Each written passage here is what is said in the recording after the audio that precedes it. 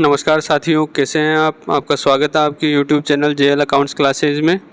जैसा कि आपको पता है आपका डीवी चल रहा है साथियों, तो इस संबंध में क्या है, मेरे पास काफ़ी क्वेरीज आ रही है डीवी के से रिलेटेड। तो उस संबंध में मैंने काफ़ी हद तक जानकारी प्राप्त करके आपको क्वेरीज को सॉल्यूशन निकालने की ट्राई करी है जितना हो सका है।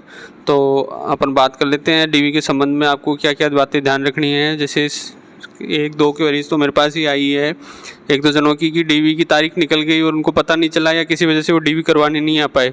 तो ऐसे वाले अगर कोई भी व्यक्ति हैं तो वो डीटीए में आए अपने निदेशक कोष एवं लेखा कार्यालय में, और जो संबंधित कंसर्न व्यक्ति है उसको इस संबंध में आवेदन दे दें, एप्लीकेशन दे के वो जा सकते हैं।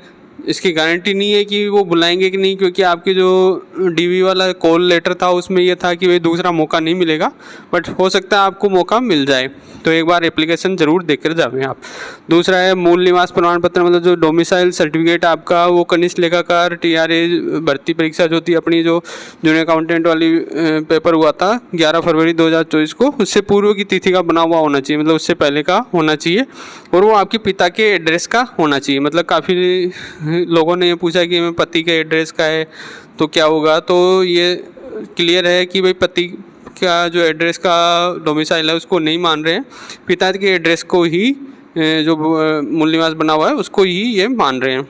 और जिनने अटेस्टेशन फॉर्म ऑनलाइन नहीं भराए तो वो ऑफलाइन भरकर साथ ले आएँ, तो उसको भी ये मान रहे हैं, ऑफलाइन वाला भरा हुआ भी अटेस्टेशन फॉर्म चल जाएगा। फिर स्नातक की 3 सालों की अंक तालिका मार्कशीट होनी चाहिए, मतलब जो आपने ग्रेजुएशन कर रखी है या पोस्ट ग्रेजुएशन जो भी आपने दिखा रखी है अपनी क्वालिफिकेशन, तो उनकी जो भी 3 साल की या 2 साल की जो भी कंसर्न मार्कशीट्स है वो लेकर आए। ऐसे नहीं है लास्ट ईयर की आप मार्कशीट ला रहे हैं, ज़्यादातर बच्चे यही कर रहे हैं कि वो लास्ट ईयर वाली मार्कशीट ला रहे हैं, बाकी सारी मार्कशीट नहीं ला रहे हैं। तो सारी मार्कशीट ज़रूर लेकर आए हो। और डिग्री जो है वो प्रोविजनल भी ला सकते हैं, अगर आपके पास ओरिजिनल डिग्री नहीं है, मेन डिग्री जो नहीं आई है अभी तक, तो प्रोविजनल डिग्री भी है तो वो भी चल जाएगी, ये ओरिजिनल आपको लानी है।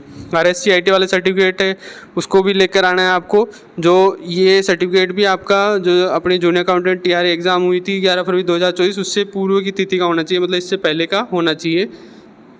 EWS और OBC नॉन क्रीमीलियर का जो जाति प्रमाण पत्र है वो 26 जुलाई 2022 से 26 जुलाई 2023 के बीच की तिथि का होना चाहिए। मतलब ये जो इनने क्राइटेरिया ले रखा है डेट का वो ये वाला है 1 साल का, इसके बीच का होना चाहिए। अगर इससे पहले का है या इसके बाद की तिथि का प्रमाण पत्र है आपके पास, EWS या OBC नॉन क्रीमिल, इनके अलावा कोई भी जाति प्रमाण पत्र है उन पर बाउंडेशन नहीं है। सिर्फ EWS और OBC नॉन क्रीमिलियर वाला जो जाति प्रमाण पत्र है उसके लिए अगर इस डेट के पहले या बाद का है तो आपको इस संबंध में शपथ पत्र यानी एफिडेविट देना पड़ेगा इससे रिलेटेड।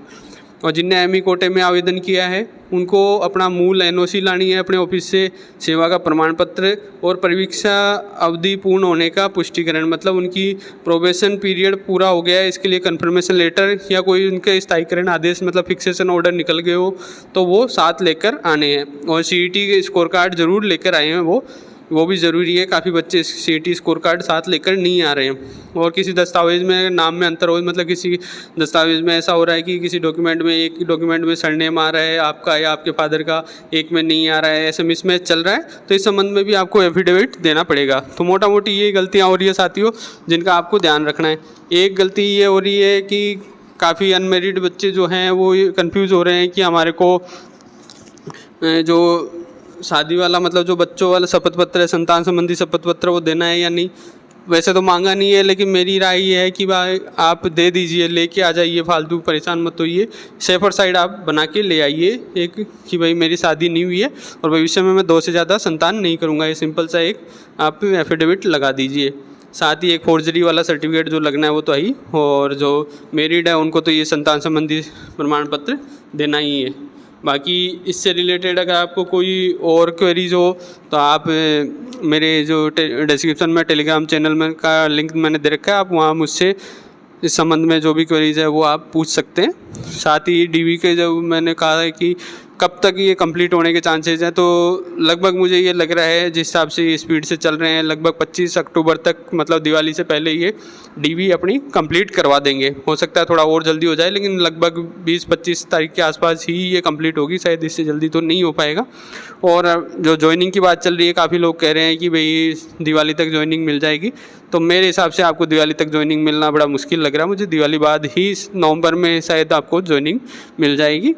तो साथियों, उम्मीद करता हूँ मैंने काफ़ी हद तक आपकी क्वेरीज़ को क्लियर कर दिया होगा। फिर भी आपको कोई क्वेरी हो, कोई दिक्कत आए तो आप मुझसे संपर्क कर सकते हैं।